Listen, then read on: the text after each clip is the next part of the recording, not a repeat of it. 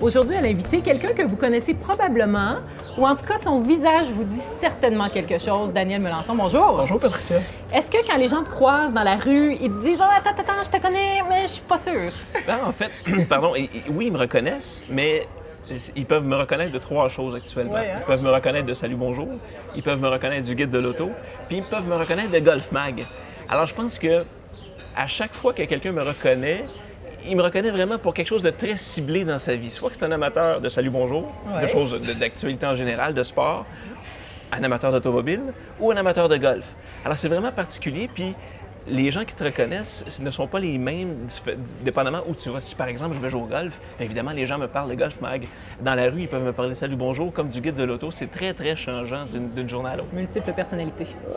Pas tant que ça, mais disons que... Il y a un fil conducteur qui il y a un fil sport. conducteur. Il y a une chose certaine, c'est que je suis quelqu'un de polyvalent. Oui. Je suis quelqu'un qui est curieux. Et puis, je suis pas un spécialiste dans l'automobile. Je suis un passionné de sport, évidemment un passionné de golf, mais le monde de l'automobile est venu à moi. Et puis j'ai fait, OK, je suis prêt à relever le défi. Alors, je suis quelqu'un qui est capable de m'adapter. Tu sais, j'ai touché à peu près à tout dans ma vie. J'ai fait du culturel, j'ai fait du sport, j'ai fait des nouvelles générales. Puis aujourd'hui, bien, j'ai la chance de travailler sur ces trois émissions-là. Oui, j'ai envie qu'on décortique ça un petit peu là, pour que les gens qui te connaissent moins, après notre entrevue, te connaissent un peu plus. Parfait. Donc, ça nous ramène en 1994 à la fin de tes études. Oui, absolument. En arts et technologies des médias, qui est à Jonquière. Oui, spécialité en radio. Moi, je voulais faire de la radio au départ. Je ne sais pas pourquoi, on m'a dit « OK, assez dans la télévision ».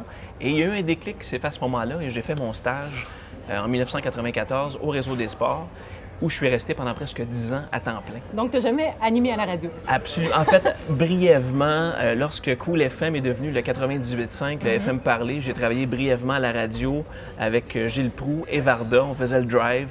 C'était une super belle expérience.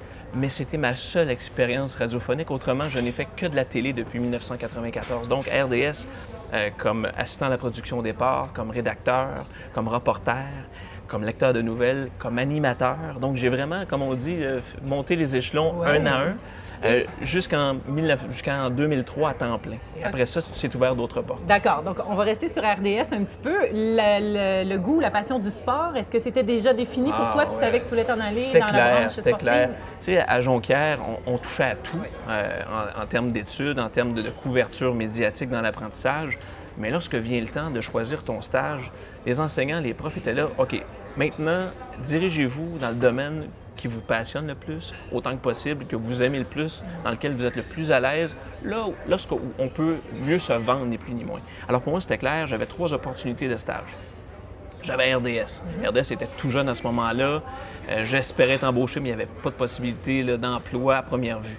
J'avais une occasion à Radio-Canada, à la télé, à Edmonton. Donc, est-ce que ça me tentait de repartir encore à l'autre bout? Moi qui est natif de Montréal, qui a passé 3 ans au Saguenay, j'ai adoré ça, mais ça me tentait de revenir près de chez moi. Et l'autre opportunité qui se présentait à moi, c'est un domaine qui m'était un petit peu nébuleux. C'était en relations publiques avec le Canadien de Montréal. Okay. Alors là, j'avais différentes possibilités, puis finalement, je suis allé avec mon cœur.